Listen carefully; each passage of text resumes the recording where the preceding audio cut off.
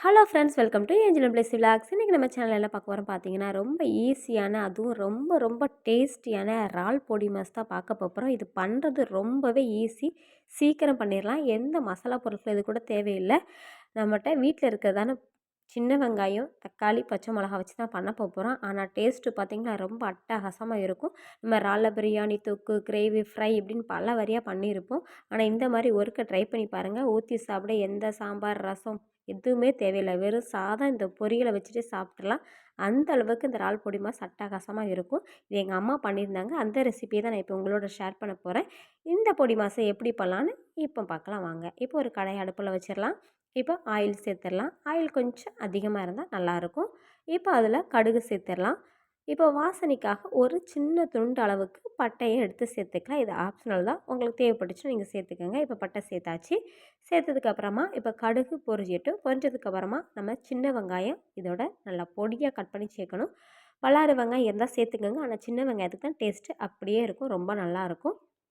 நான் ஒரு 200 கிராம் அளவுக்கு சின்ன வெங்காயத்தை எடுத்து நல்லா பொடியாக கட் பண்ணி அதை இப்போ சேர்த்துருக்கேன். சேர்த்துட்டு இது நல்லா நம்ம எண்ணெயிலேயே வதக்கி எடுக்க போகிறோம். நீங்கள் சின்ன வெங்காயம் இல்லை பெரிய வெங்காயம் தான் சேர்க்கணுன்னு இருந்தீங்கன்னா பெரிய வெங்காயத்தை கூட நல்லா பொடியாக கட் பண்ணி சேர்த்துக்கோங்க. இப்போ வெங்காயத்தை நம்ம நல்லா வதக்கி விட்டுடலாம். இந்த வெங்காயம் தான் நம்ம இறாலுக்கே வந்து ஒரு டேஸ்ட்டை எடுத்து கொடுக்கக்கூடியது. அதனால் வெங்காயத்தை நம்ம நல்லா வதக்கி விட்டுக்கலாம். இப்போ வெங்காயம் கொஞ்சம் நல்லா வதங்கிருக்கு. இந்த ஸ்டேஜில் நாம் ஒரு தக்காளி பழத்தை சேர்க்க போகிறோம். சின்ன தக்காளி பழமாக இருந்தால் ஒன்று சேர்த்துக்கோங்க. நான் பெரிய தக்காளி இருந்ததுனால அதை பாதியை கட் பண்ணி அதை மட்டும் சேர்த்துக்கணும். நம்ம தக்காளி ரொம்ப சேர்த்துட்டு இருந்தால் புளிப்பு சுவை வந்துடும். அதனால் தக்காளி கம்மியாகவே நம்ம சேர்த்துக்கலாம். இப்போ பச்சை மிளகாவை வந்து நம்ம கட் பண்ணி இதோட சேர்த்துக்கலாம். உங்களுக்கு பச்சை மிளகா காரம் அதிகமாக தேவைன்னா இன்னும் கூட நீங்கள் சேர்த்துக்கோங்க. நான் ஒரு மீடியம் சைஸ் பச்சை மிளகா வந்து 2 மிளகா வந்து கட் பண்ணி சேர்த்துருக்கேன்.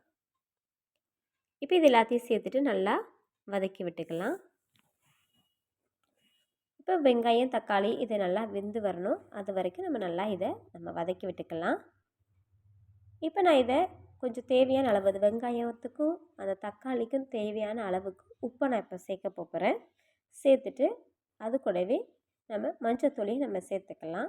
மஞ்சத்தூள் இன்னும் கொஞ்சம் அதிகமாகவே நம்ம சேர்த்துக்கலாம். சேர்த்துட்டு நம்ம வதக்கி விட்டுக்கலாம். நம்ம அறுக்க வந்து மஞ்சத்தூள் சேர்த்தேன். நீங்களும் கொஞ்சம் மஞ்சத்தூள் அதிகமாகவே சேர்த்துக்கோங்க, ரொம்ப டேஸ்ட்டாக இருக்கும். இதை சேர்த்துட்டு நல்லா வதக்கி விட்டுக்கலாம்.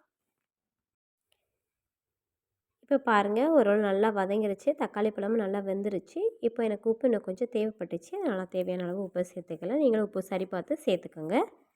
கொஞ்சம் வெத்ததுக்கு அப்புறமாட்டு சேர்த்துக்கோங்க. இப்போ நான் கழுகி நல்லா சுத்தம் பண்ணி வச்சதான இறாலை வந்து இதோட சேர்த்துக்கிறேன். இறாலையும் நல்லா கழுகிட்டு அதுலேயும் மஞ்சத்தூள் கொஞ்சம் உப்பு சேர்த்து பிரட்டி வச்சுருந்தேன். நம்மளுக்கு இறாலை கழுவி எடுக்கிறது மட்டும்தான் இதில் டைமு. நம்ம ஏற்கனவே கழுகி எடுத்து வச்சுருந்தோம்னா பண்ணுறது மட்டும்தான் டைமு. ஒரு 10 மினிட்ஸில் இந்த ரெசிபி தயாராகிடும். இப்போ இறால் எல்லாத்தையுமே உள்ளே சேர்த்தாச்சு. சேர்த்துட்டு நல்லா கிளறி விட்டுக்கலாம். ஏன்னா நம்மளுக்கு உப்பு வந்து சரி பார்த்து சேர்த்துக்கணும். ஏன்னா நம்ம தக்காளி வெங்காயத்துலேயுமே உப்பு போட்டிருக்கோம். இறாலையுமே மஞ்சத்தூள் கொஞ்சம் உப்பு சேர்த்து பிரட்டி வச்சிடணும். அப்போ தான் இறாலில் கொஞ்சம் உப்பு நல்லா ஏறி இருக்கும். இது எல்லாத்தையும் சேர்த்துட்டு நல்லா வதக்கி விட்டுடலாம். அந்த இறாலில் இருக்கிற தண்ணி வந்து கொஞ்சம் இறங்கும். அந்த தண்ணிலாம் வற்றி எண்ணெய் நல்லா பிரிஞ்சு வரணும். அது வரைக்கும் நம்ம நல்லா வதக்கி விட்டுக்கலாம். அடுப்பை வந்து மீடியம் ஃப்ளேமில் வச்சுக்கோங்க. வச்சுட்டு நல்லா கிளறி விடுங்க. நீங்கள் நான்ஸ்டிக் கடாய் இல்லாமல் இரும்பு கடாய், மற்றபடி வேறு சில்வர் கடாய் அந்த மாதிரி இதில் பண்ணிங்கன்னா அடுப்பை வந்து லோ ஃப்ளேமில் வச்சுக்கோங்க. ஏன்னா அடி பிடிக்கும். நான் நான்ஸ்டிக் கடாயில் இருக்கிறதுனால எனக்கு இது ஒட்டாது. அதனால் வந்து நான் வந்து மீடியம் ஃப்ளேமில் வச்சுட்டு நான் கிளறி விட்டுக்கிட்டு இருக்கேன். இப்போ கடைசியாக தேங்காய் பூ வந்து இதுக்கு ஹைலைட்டு. இன்னும் கொஞ்சம் டேஸ்ட்டு நல்லா எடுத்து கொடுக்கும். தேங்காய் பூ கட்டாயம் சேருங்க. நான் ஒரு 1½ டேபிள் ஸ்பூன் அளவுக்கு தேங்காய் பூவை வந்து இதோட சேர்த்துட்டேன். தேங்காய் பூவையும் சேர்த்துட்டு அதோட கொஞ்சம் ஃப்ளேவர் நல்லா இறங்குற வரைக்கும் நம்ம நல்லா வதக்கி விட்டுடலாம். ஒரு 5 மினிட்ஸ் நல்லா வதக்கி விட்டுடலாம். அந்த தேங்காய் வந்து அதுலேருந்து எண்ணெய் பிரிஞ்சு வரும்.